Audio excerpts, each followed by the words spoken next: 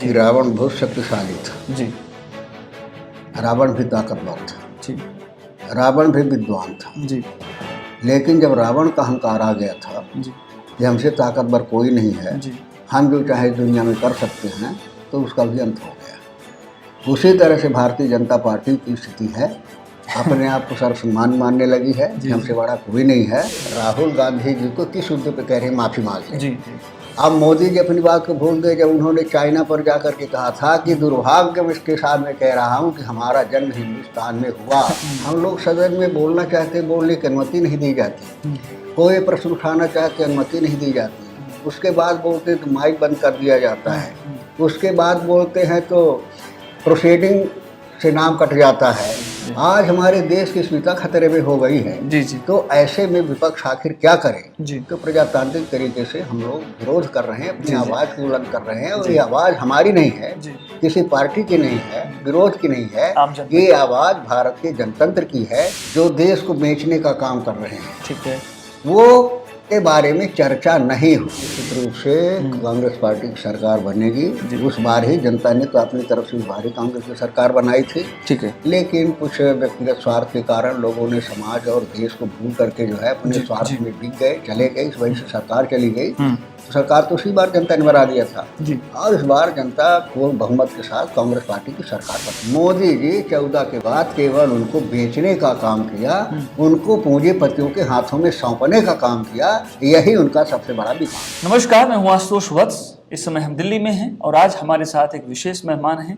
राजमणि पटेल जी हैं, राज्यसभा सांसद हैं, आप कांग्रेस के बहुत बड़े नेता हैं, वरिष्ठ नेता हैं और आज हमारे साथ हैं। सर, आपका बहुत स्वागत है धन्यवाद आपका चर्चा टीवी में।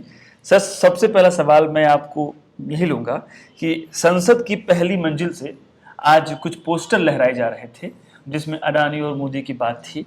राज्यसभा भी नहीं चल पा रही है, लोकसभा भी नहीं चल पा रही है, देश की आम जनता का बहुत नुकसान हो रहा है।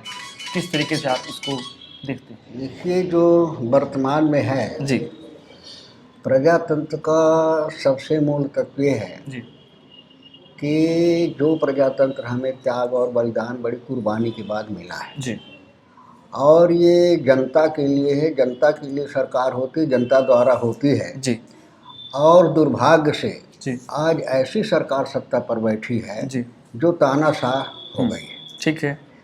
आज जो विपक्ष का एक दायित्व होता है कि जो देश की समस्या है, जनता की समस्या है, उस समस्या के बारे में चर्चा करे। चर्चा करना उसका अधिकार है। जी और जब सरकार उसमें चर्चा ही नहीं करने देती, हम लोग सदन में बोलना चाहते, बोलने की अनुमति नहीं दी जाती। कोई प्रश्न उठाना चाहते, अनुमति नहीं दी जाती। उसके बाद बोलते तो माइक बंद कर दिया जाता है।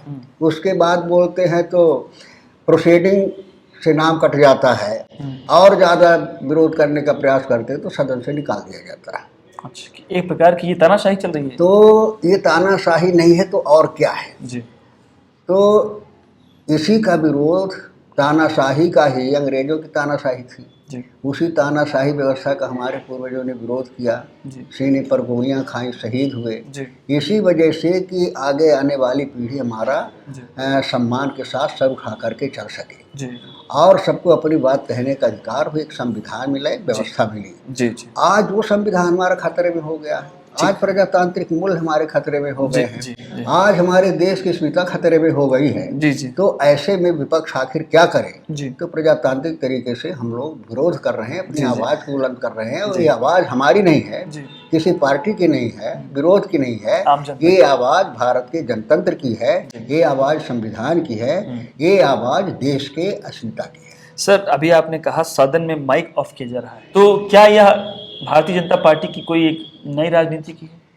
ये पहली बार हमने जनता से में ऐसा देखा है। जी अभी तक जो होता था, विरोध होता था और विरोधी अपनी बात कहने का प्रयास करते थे और उसमें कार्रवाई भी होती थी। जी लेकिन ये पहली बार हुआ है जी कि जब इरादा बना करके कि कोई मुद्दे पर विपक्ष चर्चा न करे, पहले से ही माने आक्रामक हो जा सत्ता। बीजेपी और सत्ता बैठते ही पहले जो माने बिजनेस था, जी कोई पेपर लेट डाउन करना है, वो सारा हो जाता था। जी जब सरकारी काम का आता था क्वेश्चन से, तब विरोध होता था। ठीक है। लेकिन पहली बार हुआ है कि सदन के अंदर गए, घंटी बजी और सत्ता पक्ष विरोध करने लगता है। अच्छा, तो ये तो पहली बार हमने देखा है। ये सब प्री प्लान हो रहा है क्या? उसका आशय केवल यही है कि जो अपराधी हैं, जो देश को बेचने का काम कर रहे हैं, ठीक है, वो के बारे में चर्चा नहीं हो, तो पहले से हल्ला कर दो, पहले से आरोप लगाने लगो, तो ताकि वो मुद्दे से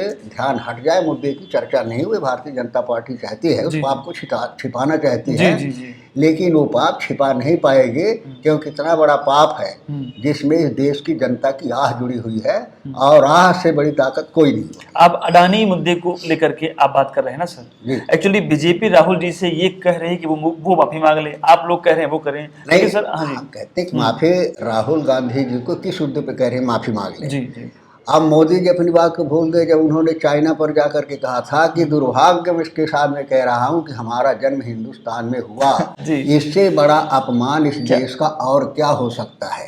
राहुल जी ने तो ऐसी कोई बातें नहीं कही, वो तो केवल अपने पाप को छिपाने के लिए राहुल गांधी के माफी मांगो करने लगे हैं।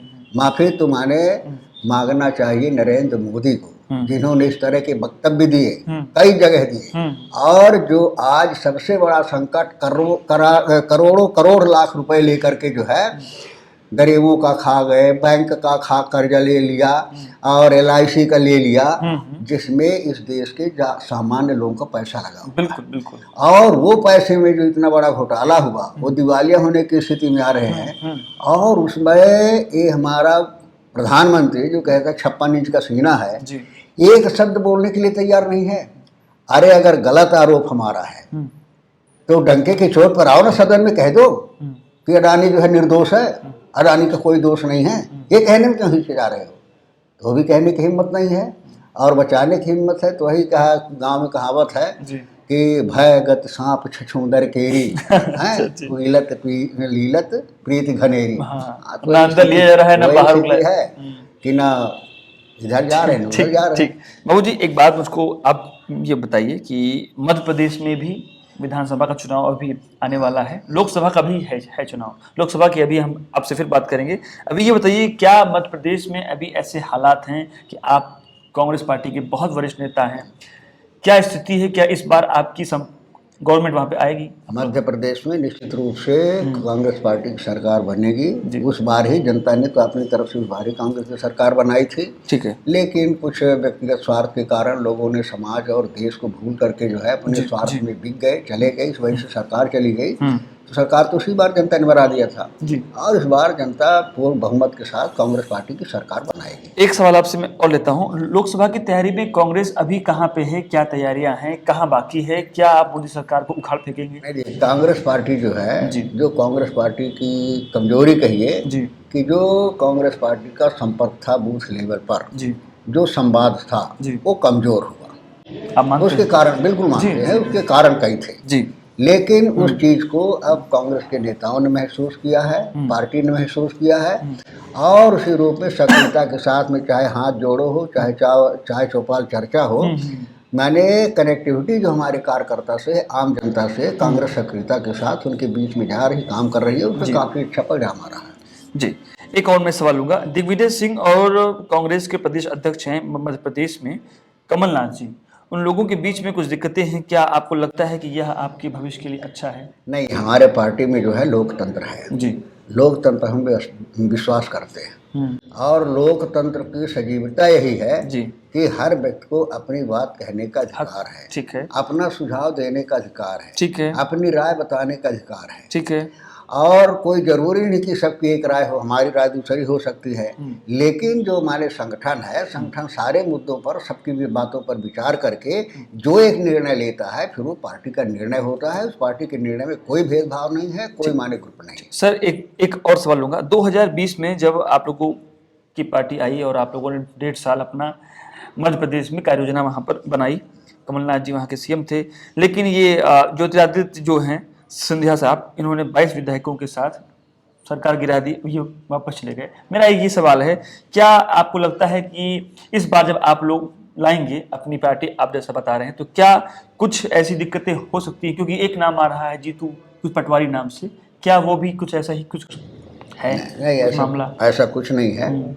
परिस्थितियाँ होती है और धोखा भी होता है, जी, जी। विश्वासघात भी होता है, लेकिन हमेशा ऐसा नहीं होता है। जी, जी। और अब ऐसी कोई स्थिति नहीं आई। ठीक है, ठीक। और अब जो गए हैं वो भी पछता रहे हैं कि अच्छा। माने भूल हो गई है, तो वैसे कोई आप स्थिति सिंधिया साहब नहीं की है। बात कर रहे हैं। मजा अच्छा, कभी बातचीत होती है व्यक्तिगत तौर पे व्यक्तिगत तौर पे मिल सिंधिया जाता साहब है, से? सदन में मिल जाते हैं, तो बात कभी होती है। बताते हैं कि बीजेपी वाले बड़ी नहीं दिक्कत दे रहे हाँ, हैं? कहते हैं कि दिल तो एक ही है। अच्छा, दिल तो एक ही है।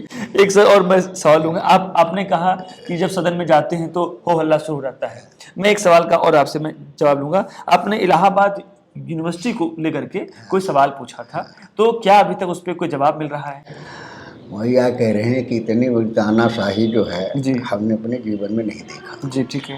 ये बताइए कि एक नियुक्ति का मामला है, ठीक है, कहाँ पर? वही यूनिवर्सिटी का, विश्वविद्यालय का। अच्छा, इलाहाबाद यूनिवर्सिटी। लेकिन उस नियुक्ति में जो उसके पीछे, पर्दे के पीछे है, वो माने गंभीर मसला है। क्या? जो वहाँ वीसी के उसमें है, मैडम है, जी, जी। वो एक न्यायाधीश की पत्नी है। ठीक है।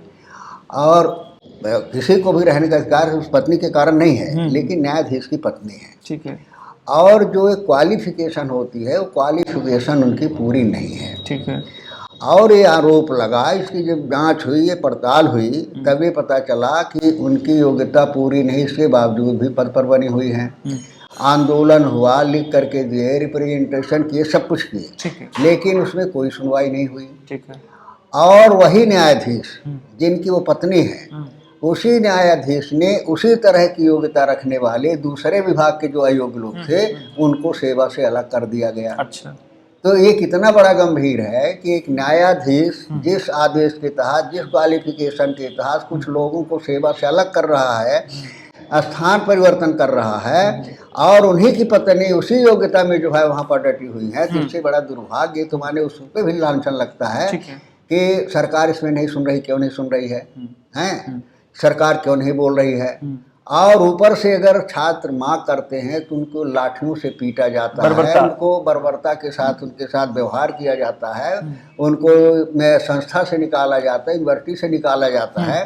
तो इससे बड़ा माने, और वो नौजवान जिसके लिए उम्र कहते हैं कि नौजवान तो हमारे देश का भविष्य है, तो उस देश के भविष्य के साथ ये बर्ताव हो रहा है, इस तरह व्यवहार हो रहा है, इससे निंदनीय, इससे और क्या बात हो सकती। सर, एक सवाल आपसे है कि क्या जब भी आप लोग कोई सवाल, जब भी सदन में कोई सवाल आप उठा रहे हैं, जो है उसकी आप चाहते हैं कि उसका कोई जवाब आए, कोई प्रोसीडिंग आपने बताया कि नहीं हो पा रही है, कहीं कुछ मतलब आपका माइक ऑफ, म्यूट है, क्या वाकई में ऐसा है?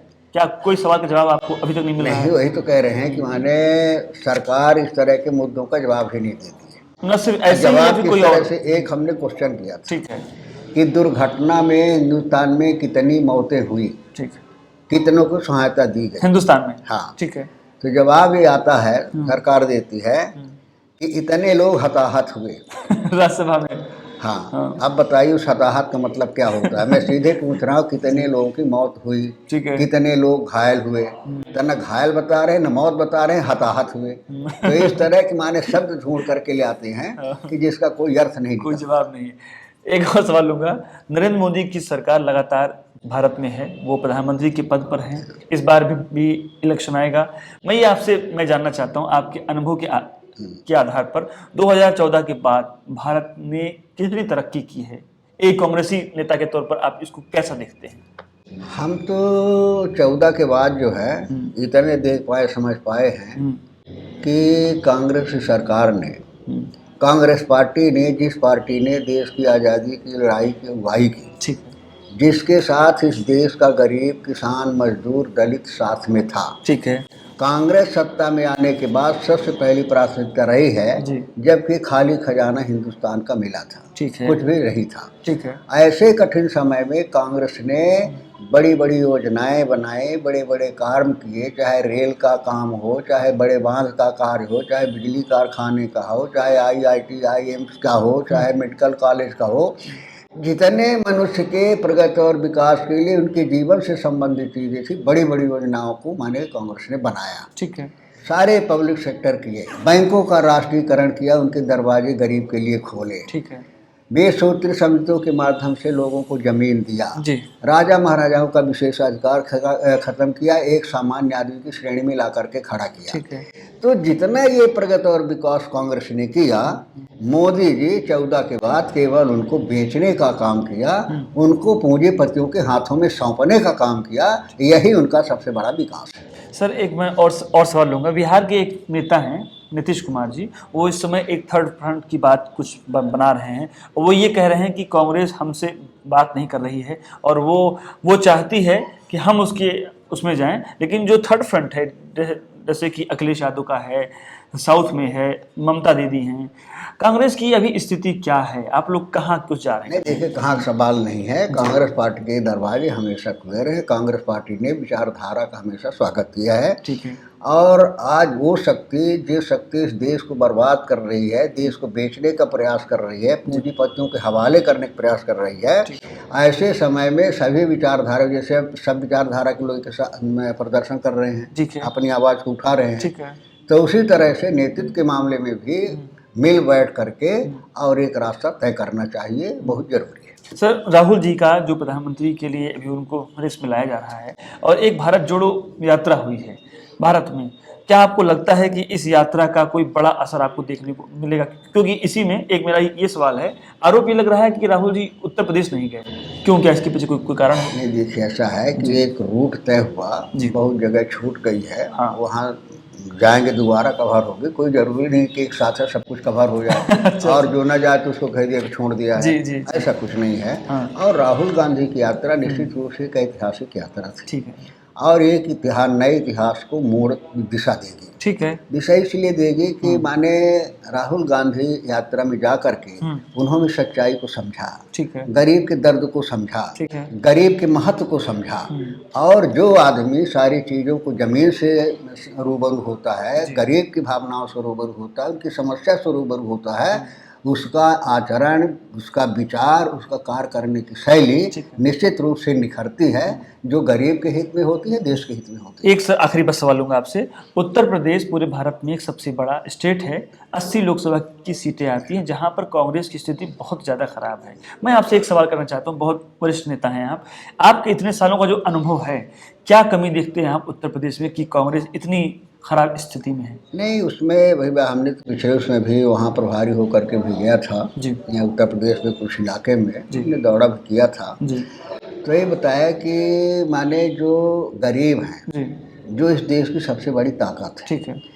भारतीय जनता पार्टी ने अपने सुनियोजित तरीके से उनको धर्मांधता में भटकाने का प्रयास किया, ठीक है। उनको गुमराह करने का प्रयास किया, और उसमें बहुत हद तक उनको सफलता भी मिली। अभी बात सही है, ये बात आप मानते हैं? बिल्कुल मानते तो हैं। कांग्रेस की कहीं मतलब दिक्कत है? नहीं, दिक्कत है कि माने उन्हें गुमराह हुए। ठीक है। लेकिन एक समय आता है जब लोगों के समझ में आता है कि हमें भटकाया गया है, हमारे साथ विश्वासघात हुआ है, तो निश्चित रूप से वो बदलता है। अच्छा। अब जो इनका कृत्य है, ये अब आम आदमी भी समझने लगा है कि धर्म क्या होता है, धर्मांधता क्या होती है। तो जिस दिन वो धर्म और धर्मांधता को पहचान जाएगा, जिस दिन वो राष्ट्रीयता और क्षेत्रीयता को पहचान जाएगा, उस दिन फिर उसको धोखा नहीं होगा। तो वो समझने लगा है कि हमारे देश के साथ क्या कर रहे हैं, हमारे धर्म के साथ क्या कर रहे हैं, धर्म का राजनीतिकरण कर रहे हैं, तभी जनता समझने लगी है। और कांग्रेस भी जो है तो सक्रियता के साथ लोगों के बीच में जाने लगी है। उस चीज़ को समझा कि जब तक गरीब का विश्वास नहीं होगा तब तक सफलता नहीं मिलेगी। तो निश्चित रूप से परिवर्तन उत्तर प्रदेश में भी होगा। आपका बहुत शुक्रिया हमसे बातचीत करने के लिए। आखिर में बस जाते जाते बीजेपी जैसी बड़ी पार्टी को, नरेंद्र मोदी जैसे एक बड़े नेता को, जो कि पूरे देश में अपना असर डालने में वो बिल्कुल प्रभावी हैं, क्या बड़ी आपकी मजबूती रहेगी, रणनीति रहेगी, मुद्दे क्या रहेंगे? देखिए ऐसा है कि रावण बहुत शक्तिशाली था जी। रावण भी ताकतवर था जी। रावण भी विद्वान था जी। लेकिन जब रावण का अहंकार आ गया था जी। कि हमसे ताकतवर कोई नहीं है, जी। हम जो चाहे दुनिया में कर सकते हैं, तो उसका भी अंत हो गया। उसी तरह से भारतीय जनता पार्टी की स्थिति है, अपने आप को सर्वसम्मान मानने लगी है कि हमसे बड़ा कोई नहीं है। तो सबसे बड़ी विचारधारा होती है, और विचारधारा की ताकत होती है, चरित्र की ताकत होती है, जिस ताकत ने देश को आज़ाद कराया था, अंग्रेज को जाना पड़ा था। उसे चरित्र और विचारधारा की ताकत के आधार पर कांग्रेस पार्टी भारतीय जनता पार्टी को परास्त करेगी। आपका बहुत शुक्रिया हमसे बातचीत करने के बहुत लिए। बहुत धन्यवाद। तो आज हम दिल्ली में हैं और हम एक मुलाकात थी और सर के साथ में इंटरव्यू हुआ है। आशा है आपको यह इंटरव्यू, ये बातचीत बहुत पसंद आई होगी। लोकसभा की तैयारी में हम अभी और भी नेताओं से मिल रहे हैं, जानकारी ले रहे हैं क्या है सभी दलों का रुख। देखते रहिए आप चर्चा टीवी। बहुत बहुत शुक्रिया, बहुत बहुत धन्यवाद। धन्यवाद।